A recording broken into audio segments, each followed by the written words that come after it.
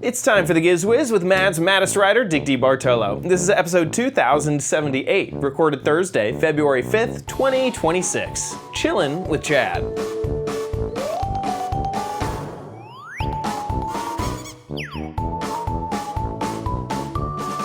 On this episode of the Giz Wiz, Diggity takes us to the New York Boat Show. He also has a pocket-sized phone charger and an iPod Touch in the warehouse. Plus, the Crappy Corner has an all-new theme. All next on the Giz Wiz! It's the same dumb show with Dickie D and OMG Chad on your PC.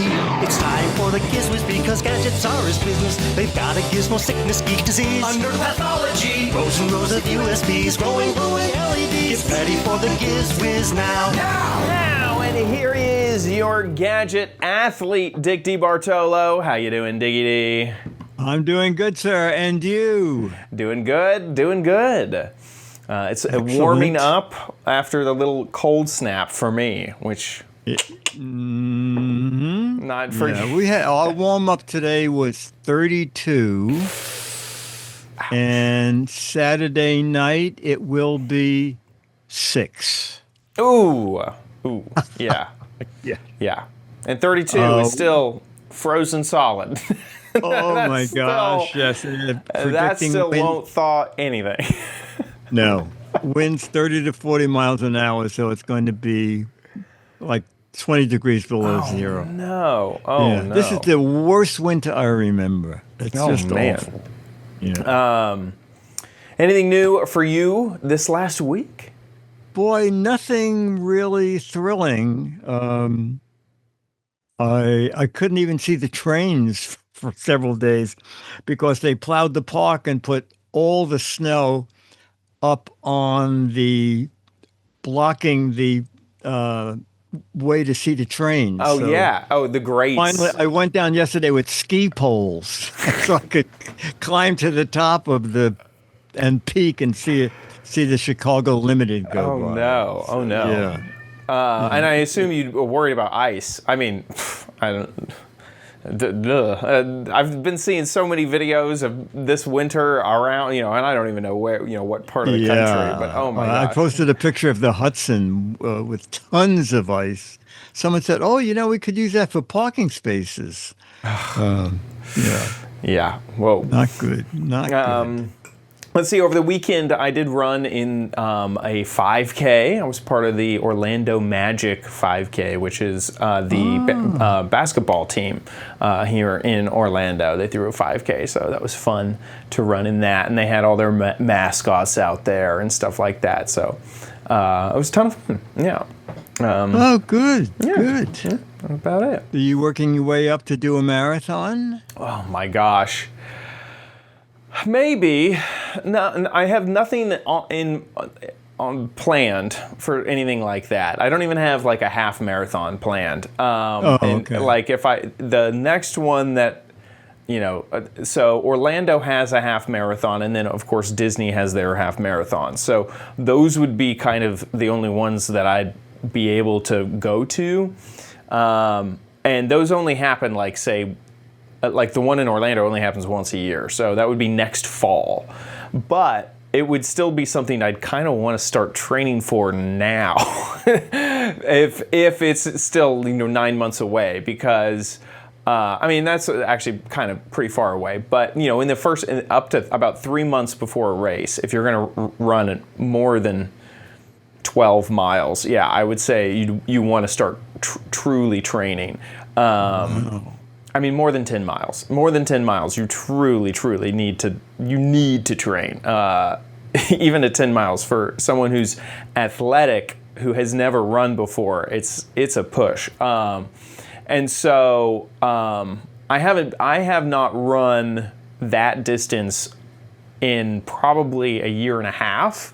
And so I would definitely want to train again, work on it, see how I'm feeling. Yeah. My cardio is just not there because I used to be able to just run to the point where I could run and not stop. And I I had not met the limit to where I knew that I needed to stop.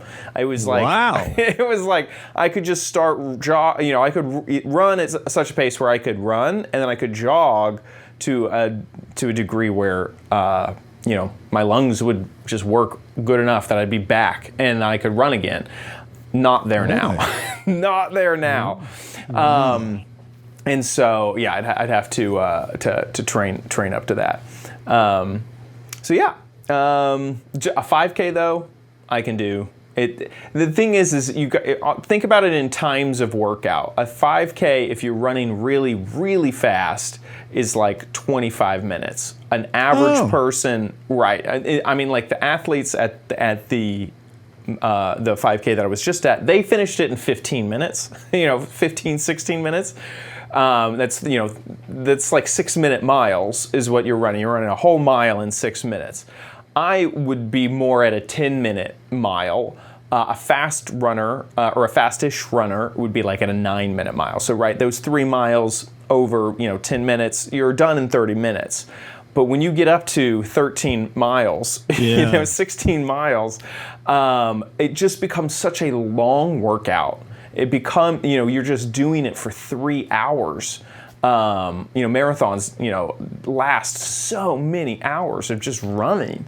That really does become the biggest constraint. It's like I don't even have time to train. Like I'm gonna practice running for 3 hours today is my goal. It's like that's a ton of time. God.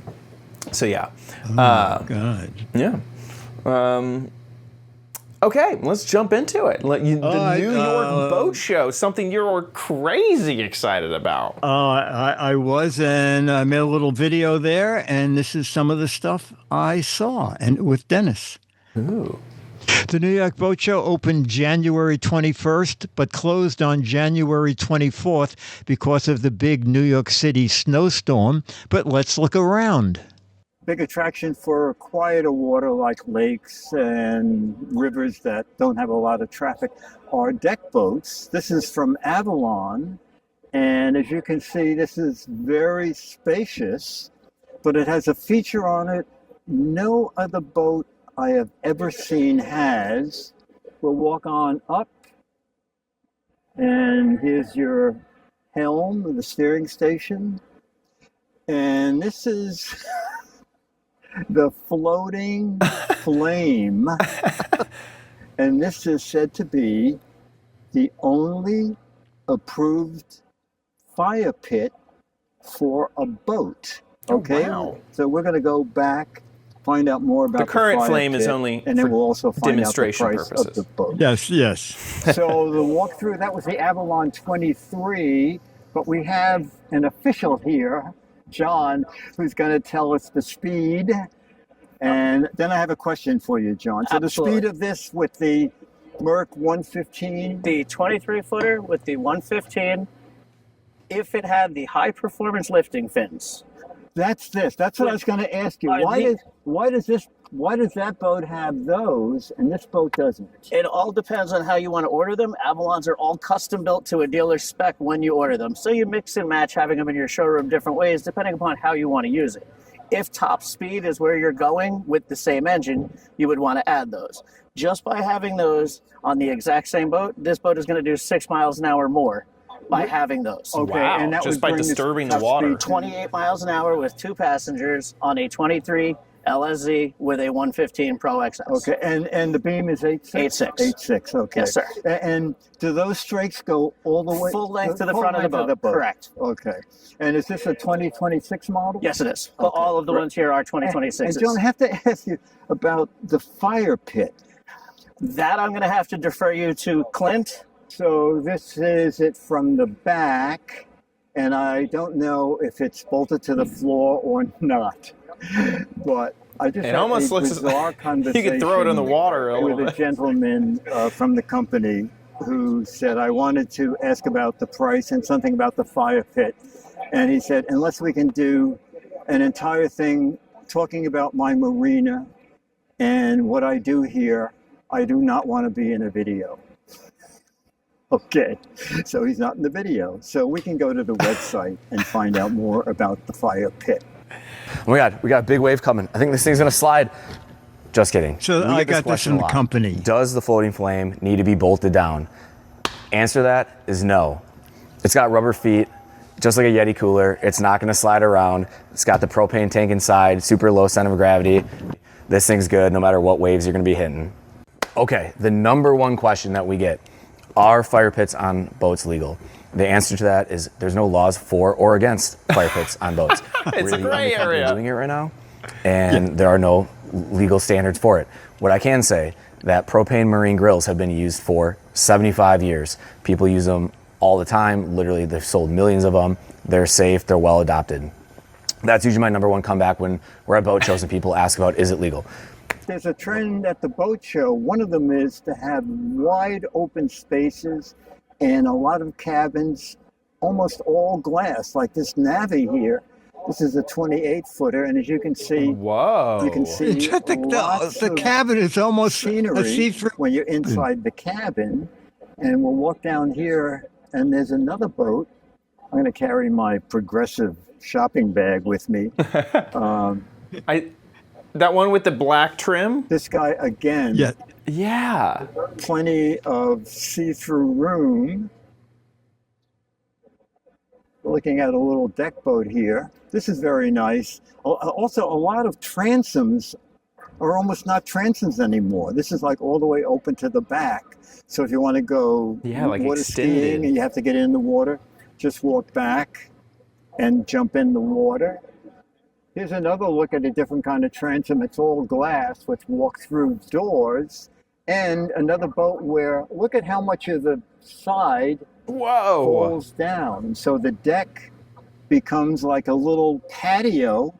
So when you're out on the water, it almost looks like this has a glass insert. So I guess you can look down and see fish. Except It in the is. Hudson River. It's clear glass. You can see Oh, into yeah. the water. 40. And then when that's a wall, you can see through it. 40.7, and it runs around 640,000 to 700 and who knows. Here's another from MJM. Again, a glass. lot of glass. We have a performing, Yeah, the diva. Yeah. Yeah. performing salesman. Performer, yeah. Windows open all the way up. That's gorgeous. And it almost reminds me of like an older, oh my timey. God! Oh Yes. my God! I'm good. This is Mike O'Rourke. Was a former dock master at 79th Street Boat Basin and owes me $50. Oh, good thing you ran into him.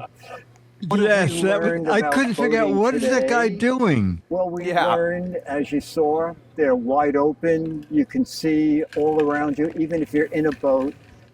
It's January, and what I found is that it was kind of fun. It was like a day without the water. Okay, people say a day on the water.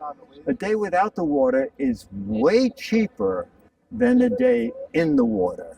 But we had a lot of fun, and I didn't get a tan. And then later, the water would be frozen. Yes, exactly. Exactly. I love. Okay, so let's go back to the flame in that pontoon boat. That looked incredible. My biggest fear, I wouldn't worry about legality. I'd worry that some other boater would call in often. Oh, that's it'd be like, we see a fire on this other boat. Like, Oh, that's yeah. how often do you see an open flame on a boat? Never. Like, No, never. never. No. I'd Also, be worried if you were in a party atmosphere, you might get some person going, oh, there's a fire over there. I got to call that in. yeah. Also, I think people who boat lakes don't really understand people like us who boat the Hudson, where there are tugboat wakes, there are Right. circle liner wakes, there are wakes that can break half-inch nylon nut lines. I had a tugboat go by, and my boat tilted so much, the houseboat, it broke the walkway off. Yeah. We're talking ferocious wakes. And to have a fire pit like on the Hudson, it would be suicidal. It would be Yeah, you're big city boating. You got yes. you got Yes. definitely. And then just those open glass cabins and some of those features that like the transoms and the lowering walls, like incredible. I love that I've seen that too. Is a lot of the cabins are going like all glass. I've seen that on cars too, and this may not be logically what's going on, but I wonder. I've seen a few like videos and articles about how great glass is. It's a great insulator. It's really strong. If you put I've seen some articles about the glass roof on the Tesla is stronger than if it was a metal roof, and the way that's interesting. When it can also like bend and like under stress factors, it works differently than metal. I don't know if that's the same thing that's going on in the boat industry, but I like the look of it for sure.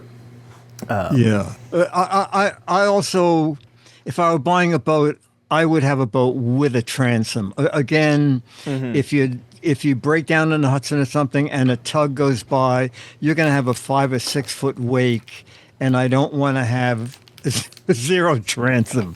I want something that the wake can hit. Even though these boats look great when you walk back, and then it's just this tiny little railing to get onto the platform to jump in the river. That's great, but not for rough water boating. It was very funny. When I got into boat racing, I raced a Checkmate at first, and I called the company and I said, do you have a course or something about? And he said, my son wants to visit New York. He's a boat racer. Pay his fare, and he'll teach you how to race your boat. I said, oh, okay. Kid was 16 or 17. I flew him to New York. My Checkmate, very low in the water, okay? And we go out on the Hudson, and we are going up the Hudson, and a tugboat's coming down and throwing a horrendous wake. And the kid's at the wheel, and I said, whatever you do, keep under power as we get closer to this tug. And what does the kid do?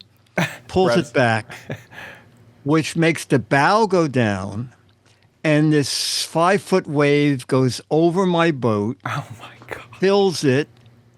The boat turns over. We climb up on the bottom of the boat, and I said, I don't quite believe that I flew you to New York. Yeah. You've been here an hour, and pretty much my boat would be at the bottom if it wasn't that it's filled with air. Anyway. Whoa. Yeah. And this was the owner's son? The owner's son. Okay, so they paid the bill to get the boat restored, but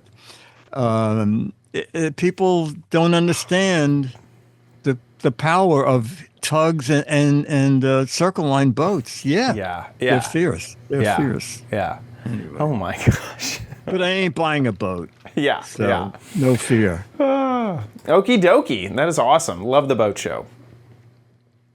Okay, let's take a peek at something, a problem. We can talk about it afterwards. You probably are not concerned, but a few people are. Okay. Are you worried about RFID protection? Oh, sometimes. Okay. Oh, I guess not. All right. So maybe in like my a month wallet. ago, I was watching late night television, and one of those ads that came on, it said, do you know a thief can buy a $10 gadget and go pass you by and hold this out and copy down all your credit card information unless you have RFID wallet? I don't know how much they wanted, like $40 or something. Anyway, I thought, let me see how much RFID protection can be if you are concerned about that. All right. In the meantime, right before the show, I went to Google AI and said, do I need RFID protection? And Google says RFID protection for credit cards is generally considered unnecessary by security experts because while technically possible, RFID skimming is rare compared to other forms of theft. All right. But if you want RFID protection, I found out it can be incredibly inexpensive. All right. There's one company that offers a complete kit. All right. I think it's called the 16-piece kit. Now, I don't know how many credit cards you have. You can just wrap your credit card in tinfoil if you want. All right. Actually, they say that these are tinfoil. But this is an easy way to do it.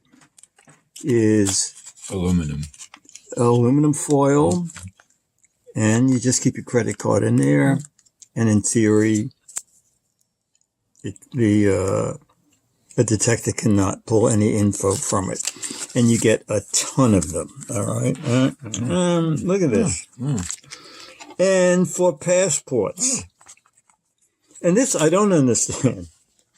What kind of protection is this? You know what? You know what? It's for name tags. I guess if you have an employee, I don't know quite why you put your those are name in the tag kit. in one of these. Oh, maybe that's it. And put it in here, and then when you get to the scanner, take it out of there. Anyway, so this entire kit. What's your guess? $20. 20. That would be my guess. Ta-da! We're gonna go over there and take a look. $5. No, wow. All right. So if you want I security, couldn't believe this. you get 16 different RFID blocking sleeves. In my head, I was thinking $6 was the lowest. For $5. The other thing I found was an RFID wallet from Runbox. All right. So I didn't open this yet because I don't know if we have aluminum sleeves in it or what we have.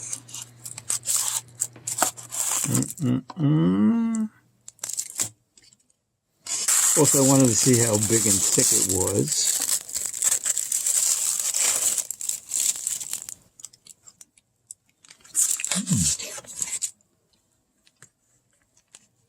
Well, it says that it is made out of a leather that is woven with. I have an idea they mean the lining is woven with metal. Yeah. So that the entire wallet is RFID proof. You know, I wish this came off because it said 2 ID windows. You have this one and this one. But if you wanted to make the wallet thinner, you know, you can't. This is sewn in. All right, so the Runbox wallet for men, women stay away. Okay. $26.59. Look at, there are 36 choices for colors and patterns. I've never seen a wallet with this many options. All right. Let's see what ratings. Oh, you know what? 4.5 stars out of 5 from 18,101 people. Number 1 bestseller in men's wallets. All right. So RFID protection, you probably don't need it. But if you want it, you can get it for under $30 or under $5. Oh, where's my wallet? I like that a lot. So I've had a few wallets that have an RFID lining. And, okay. Yeah, and you can see, it'll like if you open it up big enough, you can see like RFID blocking on it. Do you worry about it? So when it comes to credit cards, I really don't. I kind of looked into some RFID, like what can you do to snag the RFID stuff, and to get the credit card one, it is more encrypted and more difficult on a credit card than, say, a ID card for a building or something like that. Oh, okay. ID cards for buildings are actually pretty simple, and it's still a whole process. You got to be within like 3 feet of them, it is a process, but that's what I would worry more about if I had a job that required that. Or if I had a building that it had access to my apartment or something like that. That type of stuff is much easier to snag than the credit card data.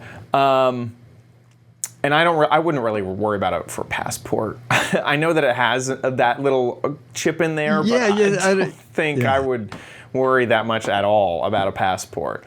So there are certain situations that, I think that the RFID blocking, if you're in a certain situation, could be smart enough, because it is not that hard to snag to do it. There's like the Flipper Zero is like a very consumer grade product that anyone can kind of buy that will do this, and then there's more sophisticated, specifically targeted, things just for RFID.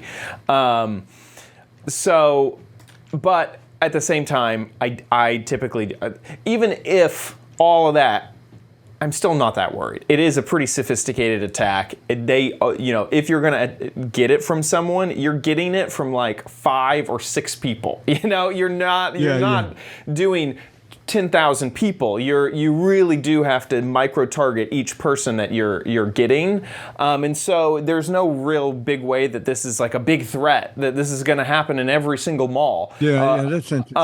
And so that's why I'm typically just not that scared of it, even though I know specifically that the technology exists, and it's not that difficult, but there's just not that many people, Anyway, so I don't worry about it that much. Long way of saying I don't worry about it that much. Okay. Let's take a look at these gadgets real fast, just on Amazon. Yeah, but I thought the wallet was actually a very decent wallet for $28, I think. I agree.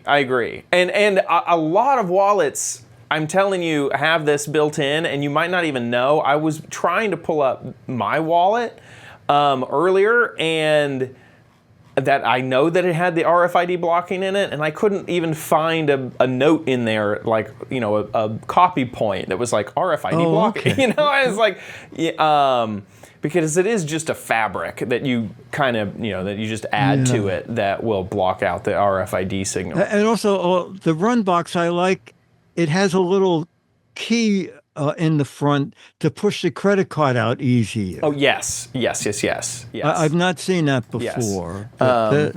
I'm just going to use it as a wallet.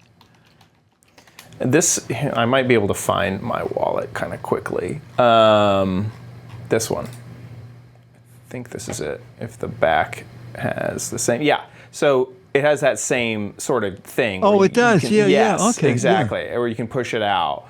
Look, RFID blocking. It did say it. They all say for men. It's like women. I guess women don't really carry wallets. I mean, the only other thing I could think of is like the traditional woman's wallet is taller. This is like that foldable one. Yes, but still, you're right. Yeah, it is kind of silly. They're throwing that on there hard. Anyway, I think very, very cool stuff. And the $5 option is pretty insane. And this is, I think, great. If you're really worried about getting RFID hacked or whatever, you're probably only worried about one card. Because I'm telling you, you could probably throw out the credit card stuff. Like, I'm not that worried about credit card stuff. You're probably worried about 1 or 2 cards. So this would be perfect. Throw that over those 2 cards that you're worried about, and then kind of forget about it. Perfect. Okie dokie. A pocket-sized phone charger. You teased it. I'm excited about it. Yeah, this I like this a lot. and here's the video. And the reason We've I done wanted many phone charges over the years. We're going to do another one now, and I'll tell you why I wanted to get a different one. Okay, this is my now ancient LG G8 phone, and the reason I'm keeping it is Dennis Wendell, my spouse, has the exact same phone, and he is a non-techie person. So when he calls up and says, "Why does my phone do this?" I have the exact same phone, and I can ask him what he did. I can see what it does on my phone, and hopefully clear up what the problem is. Now, I have a new phone, the Motorola. I forgot the model number, the stylus with a built-in stylus. I can't use it yet for a very bizarre reason. Okay. I originally bought it for $450 on Amazon. Was not crazy about it. I returned it. And then 2 months later, I got an ad from Google Fi. I have a spare Google Fi card, so I have a second emergency number saying you can get the Motorola stylus for $99. The only stipulation was it must be used on Fios for on 4 Google Fi. months. 6 more weeks when I can switch my Verizon card into this phone. So the problem now is that the battery in this is dying. Halfway through the day, it just cycles off. Sometimes it cycles off and restarts just on its own. I wanted to get the smallest charger I could to carry with me. So I originally bought this a couple of weeks ago. Inu, I-N-I-U. not the smallest. Fast charger. I like this. The USB is magnetic. The cable actually is magnetic, and it becomes the strap. Wow. But it's a little bit big, okay? I wanted something even smaller. And I read about this. I read about it yesterday. I got it today from Amazon. It is supposed to be one of the smallest, most compact, flattest, most hard to get out of box. It's so thin. The box is so thin. I don't like these little tab things. Okay. And I want something that I can just slip in my pocket with the phone. Wow. It's clear. Oh my. Very lightweight. I'm impressed. It's like air. Oh, you know what?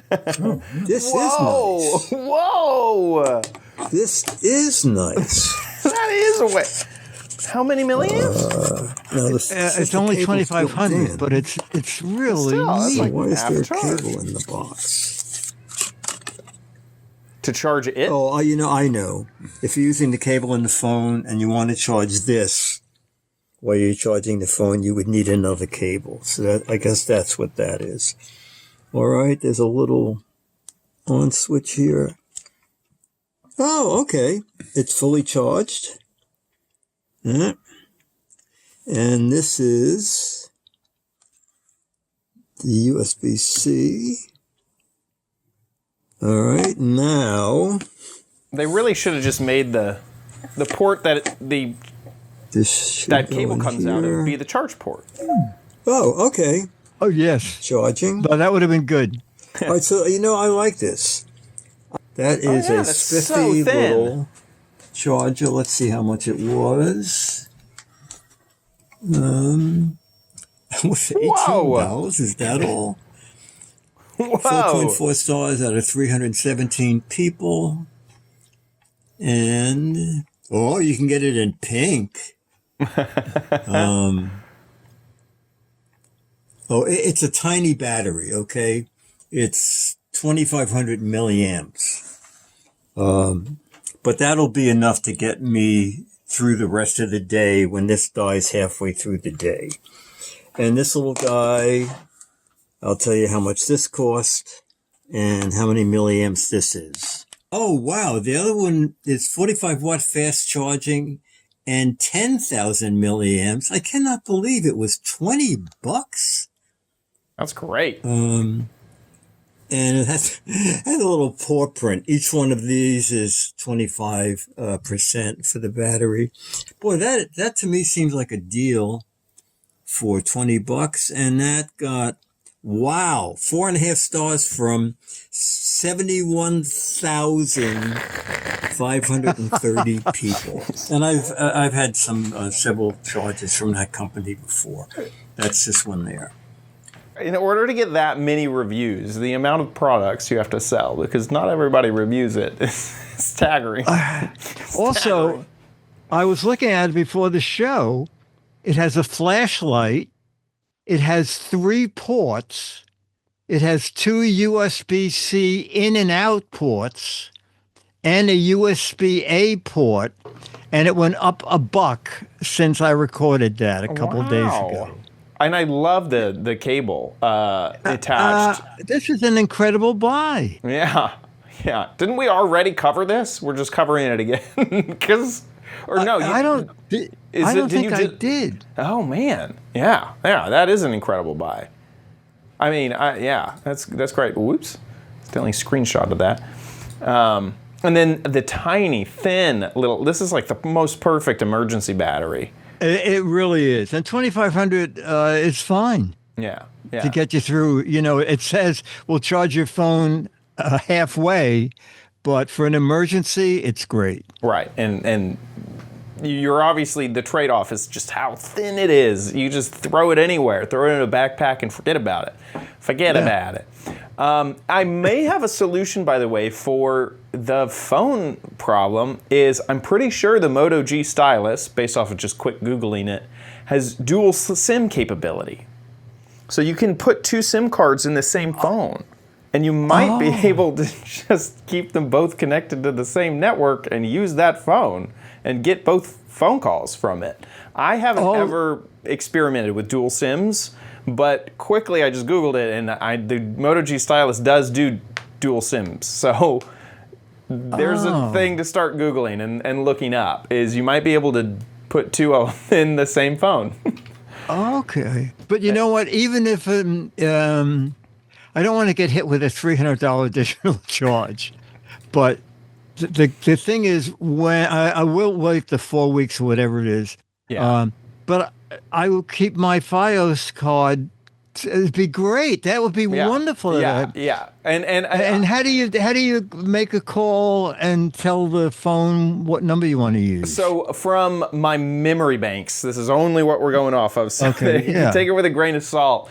Is in the system settings, you can choose defaults. So you can say either use both intelligently, or don't use this network for data, but do accept calls, or don't, I see. Okay. That's how I remember it. But I don't 100% know. I don't know if you have to choose just one or the other, or if you can kind of keep both on. And then, even when Android might be intelligent enough that once you hit that send on the call, it might do a pop-up that's like, which phone number do you want to call from? Okay. I'm not sure. Okay. But yeah. No, I'm glad you found that. That's super. Yeah. My default answer is check out system settings. It may say like, what phone number do you always want to default to? In the system settings. That's great. Okie dokie. With that, it is time to get the new theme. A bit crappy. You don't need it, but you might want it at Chad's Crappy Corner. Get it. Okie dokie. New month, new theme. So we left it up to the patrons. As always, thank you, patrons, for supporting the show. The options were gadgets from Christmas. So I basically have been given a bunch of, I'm known as the gadget guy. So people give me gifts at Christmas. And so those gadgets, kitchen gadgets. So kind of the classic, I have tons of things for the kitchen that I could get, or organizing gadgets. I kind of felt like this was almost like a new year, new me type of theme. A lot of people like to organize and things, and there's plenty of organization gadgets. So, what do you think that the patrons decided? Well, it'd be fun to see what people gave you, but then kitchen gadgets are always fun too. It's been a while, too. I'm gonna Kitchen do. gadget. I'll say kitchen gadgets. I think in third place was gadgets to get organized. Okay. How wrong am I? You should have gone with your gut. Gadgets from Christmas was the winner with 50% of the Oh my vote. God! Okay. And then organizing gadgets actually was in Oh, second. it came in And then second. Kitchen gadgets was Okay. in third. Okay.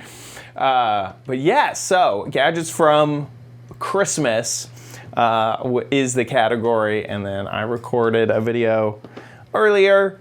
So let's take a look. Oh, I'm at Dick's Gadget Warehouse and I see a plastic bag. That's not right. 1 second. I recorded a video earlier, so let's take a look at this. Okay, so we are at it with the first of the gadgets that I got for Christmas theme of the Crappy Corner. And here it is, the whole gadget. It's called Heiss, H-Ice. And it's kind of a weird what the heck is it kind of at first, but once you see all the pieces, maybe it will become clearer. This is a way to instantly cool down a can of anything that you want. Soda, beer, that type of thing. It can be carbonated or it could be uncarbonated. I've shown off a device years ago that was similar to this, but this is completely manual using this little crank here. You will add ice and the can, and then in 60 seconds, the can will be cold, just ice cold. So that's what I'm going to show you how to do. So the first step with this is actually to take out the gear out of the little bucket here and attach it to the bottom of the can with this suction cup. So here, we'll push on that, and that's pretty well attached. Then we will slide it into this little trough area for the motor, and then there is some ribbing in here to keep that can in place, which is really, really cool. It also comes with these two extra bits. This is to put the stopper in here so that when you fill this with ice, the ice won't go into this area. It has extra room for 16-ounce cans, or I guess this is 16-ounce cans, which some energy drinks or a beer are that size. So we'll go ahead and add this in here. Then add your ice, and this is just normal ice. I kind of tried to get the bad ice out of my freezer, so that's why we got those big chunks. And then it comes with this lid. It also comes with this, which is like also to help you put it over. I decided after using it a few times, I didn't really like it. Now, you grab the knob and spin it, and inside the can is spinning along that ice. And if we spin it for about 60 seconds, that will transfer all that cold ice into the liquid. And it shouldn't spin up the bubbles in the carbonated beverage too much. By just spinning the outside of the can like this, it should help kind of transfer faster the cold into the liquid of the can. I'm going to say this is long enough. And just that long, kind of remove some of the ice. And you kind of have to remove the can with the hand crank at the same time. Otherwise, you won't ever really be able to get the can out. We've had some ice kind of spill everywhere. And then there's a tiny little thing to kind of grab, because pulling this off is actually quite hard. So you actually have to grab this edge of the suction cup to kind of pull that suction cup off of there. And as you can see, there's already condensation all over this. And to kind of prove it just a little bit more, you can kind of see the cold going off there. And I was hoping to maybe get some condensation on the edge of this glass as well. Either way, I can just sip it and tell. Yes, very, very cold. I also have a little thermometer here, and I can try to read inside of there. It looks like I'm getting about 50 degrees, where the table is 75 degrees. So, yeah, cold. It really worked, and I really like this. In the past, we looked at another version of this sort of centrifugal force in ice gadget. That one was rechargeable batteries, and that was pretty annoying. So this one with a mechanical motion is pretty cool. Did you get That's it? nice. I hope you're laughing at the pretty cool joke. Anyway. Oh, I'm in hysterics. Yes, exactly. So here it is on Amazon, only $15. And wait a second. Wait a second. Can you put a bottle in this? Is that? Oh my gosh! It's a feature I didn't even know. You can stick a bottle in it. I didn't. Holy cow! It's been so long since I've looked at that Amazon page. I guess I didn't. It was a gift. I never did look at the Amazon page. I didn't know that was a feature. This was one of those Amazon things that are just kind of, there were no instructions. It's just this. Yeah. So now seeing the Amazon page, yeah, I guess you can put bottles in it as well. That's really, really cool. That's pretty nice. I really, really like this because I forget the name of the other gadget that I had. I liked that one as well because every once in a while I have a can of something and I would like it cold and I'd rather not pour it over ice. I just want to get the can really cold, kind of fat. Like maybe I just got back with the groceries and I want a Diet Coke. And the other device, you would try to suction it to the bottle and then turn it on, and the handle of it would literally just spin around. And the idea was you'd shove the handle into the ice, and that would wedge it enough that the can would just spin while it was sitting on the ice. It was really not an elegant way to do this. And this is way more elegant. It only, it does take up a lot of ice, about 2 cups worth of ice.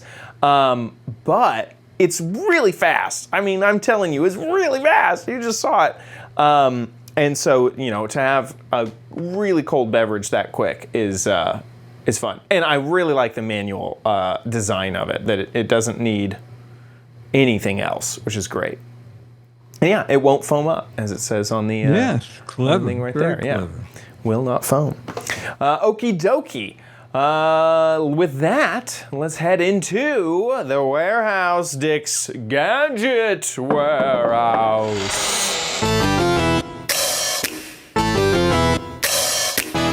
They're geeky and they're goofy, together they are loopy. When gadgets pass away, he takes them out to play in Dick's Gadget Warehouse.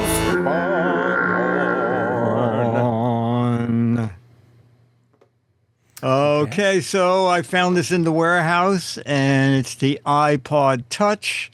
And toward the end of the thing, for some reason, I call it the iPad Touch. But I'm at Dick's Sorry about that. the iPod Touch. Okay, there you go. Gadget Warehouse, and I see a plastic bag that says iPad Touch. Or what is it called? The iTouch. Anyway, it's in there. And something else was in the package. Anybody remember this? Oh my God, a 30-pin connector. Do you remember this gadget? I don't really remember the gadget. Mac, and it was the 3-in-1 micro dock, okay? So it was a way to charge your iPod Touch within a very weird angle. Did not do it. So I charged it up, and do you remember you turned it on by running that arrow? Yeah, across? unlocked it. Yeah, with that. All right, so this Wow, this has it's a like lot never of been apps on it. updated. I guess I put a lot of them on. No, myself, it can't be. But it's a really nice screen. Evernote. It Oh my also had gosh. FaceTime on it, since it had the cameras built in. And as I said, this is the 4th generation iPod Touch. The Twit app is on What there. This added was if you had the clock app on here, that when the alarm rang, it would ring through the two speakers, okay? So it had a snooze button. You could fast forward to the next song through the dock. I'm going to let you hear what it sounds like. I like that it says 2 1.5-inch speakers for big sound. And you know how big sound comes out of 2 1.5-inch speakers. I didn't have to pay for it. It was amazing. It was 2010, and Rosetta Stone had announced that they were discontinuing learning languages from CD-ROMs, and you would start learning online. And they had a press event where they announced all this. And at the end, they said it's starting for iOS only, for iPads and iPhones. And as we're leaving, the PR guy said, "Are you excited about this?" I said, "Well, I only have an Android phone." He said, "Oh, we have a solution for that." He said, "Is an iPad Touch. So oh my gosh! And they gave you a code so you could get any of the lessons for free. I learned how to say C. Okay, so it was not a total loss.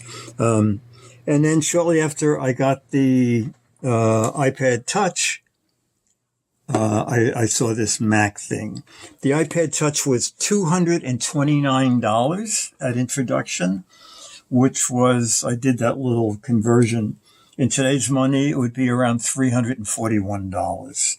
And this little guy was $60 back then. So that was pretty expensive. But as I said, surprisingly, they still both work. So from 16 years ago, the Giz Wiz country theme is on the iPad The interface is so funny. Oh, come on. DAIL. Why? It's the Daily Giz Wiz. It's the Daily Giz Wiz. It's the Daily Giz Wiz. It makes its own gravy. Yeah. All right. It's not the country. DeBartolo Man's Medicine. And it goes right into a Mad Minute. Okay, so it still works after 16 years. That's crazy. And this month, 20 years Wow. of the Giz Wiz. It started February 20th, 2006. Wow. Wow. 20 years. That's insane. That's insane. Yeah, the iPod Touch, what a classic. I can't believe it hasn't been updated or anything. The old interface was a trip. Yes. And it still works great. No battery issues or anything. That's crazy. No, it charged right up. I was amazed. That's crazy. Yeah, that 30-pin connector, the moment I saw it, I was like, wow. Holy moly. Wow, that's really cool. That's so funny. They were like, here, just have an iPod Touch. If you don't have that, check it out. That's really cool. Okay, with that, how can people send in their warehouse videos, Dickie? Okay, yeah, we're actually looking for videos soon, all right?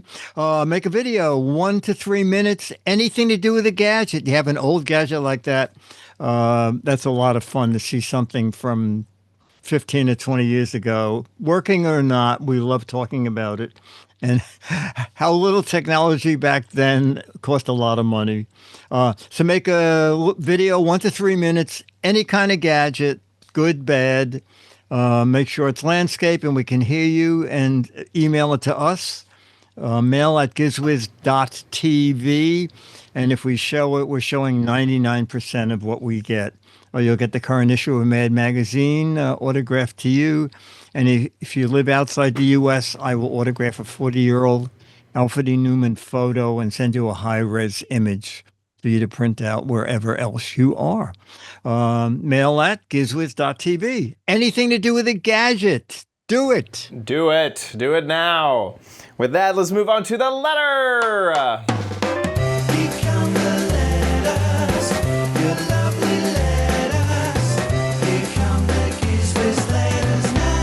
Now.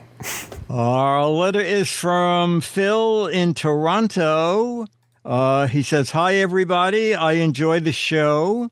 For some reason, YouTube directed me to a now 5-year-old documentary on Eddie Goldfarb, inventor of over 800 toys, including the Yakety Yak teeth, Kaplunk, and the bubble gum, and the bubble gun. Really interesting life of inventing so many toys. He is now 103 years old. Wow. If you've not seen the documentary, it's at the link below. Phil from Toronto. Oh, it was a PBS show, I guess, at some point. Yeah. And there's, I think, a little 1-minute something there. Yeah, let's take a look. It's right here. Oh, there it is. Yeah. This is him at 98. I always knew I was going to be an independent inventor. I've seen all of these toys everywhere. This is the bubble gun in action. I got I have those here. I saw a magazine ad for a tooth garage. It was a big hit right from the start. And this is what it does.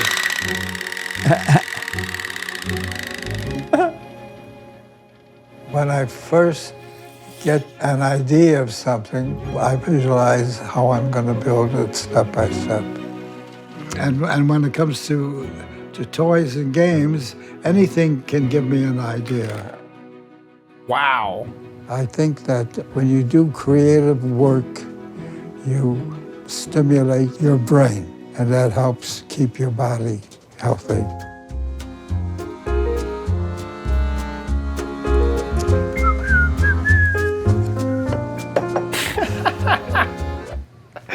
That is 103. Yeah, that is amazing. That is amazing. That is so cool. And then just so many iconic toys too. What a career. Yes. Yeah. And it looks like he had fun the whole time. That's amazing. Eddie's World. The teeth patent I saw was patented in 1950. It said it on the paper. I was like, whoa, holy moly. 76 years ago now. Yeah, that's really cool. Eddie's World. Yeah. And so, is it PBS streaming? Do you have to log in for PBS streaming, I assume? I think you have to. This program is... Well, no, I am pirating it. Here I am just restreaming it. Yeah, that's good. Okay. There you go. Looks like you can see it. Check it out. Excellent. Eddie's World. Excellent. Eddie's World. Thank you so much, Phil. Thank you. That was great. That was great. It's fantastic. Also, thank you to our patrons over at patreon.com/Giz Wiz. Thank you so much for supporting our show. We really appreciate your support. If you like the Giz Wiz, please consider heading over to patreon.com/Giz Wiz and supporting our show. There you'll be supporting us every single episode, and we really, really appreciate our patrons. If you want to give one time, you can head on over to gizwiz.tv, click on the Patreon tab at the top of the website, and then there'll be a PayPal link that you can donate that way. And this is your last chance to donate to the CES fundraiser. You can still go to gizwiz.tv/CES and donate now.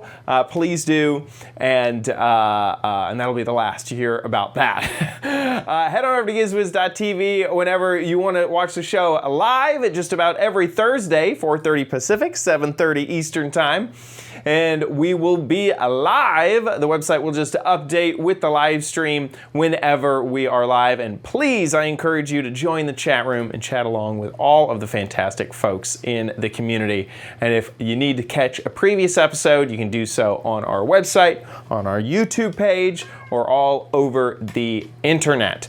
Head on over to gizwiz.biz. That's Dickie D's website, where he writes articles about every gadget that we cover on the show. So if you ever need a link back or a reminder about a gadget, like that lollipop that would try to play music into your molars, you can do that at gizwiz.biz.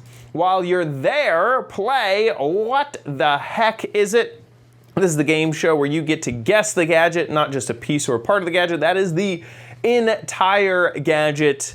And this is obvious to me, and that this was the Apple's attempt at a battery case, and they called it the Battery Touch. You know, the iBattery Touch. No idea. Get a guessing over at gizwiz.biz. 6 Mad Magazines for correct answers, 12 Mad Magazines for funny, clever, or hilarious answers. So get a guessing over at gizwiz.biz. That about wraps it up for our show. We'll see you next week. I'll be here.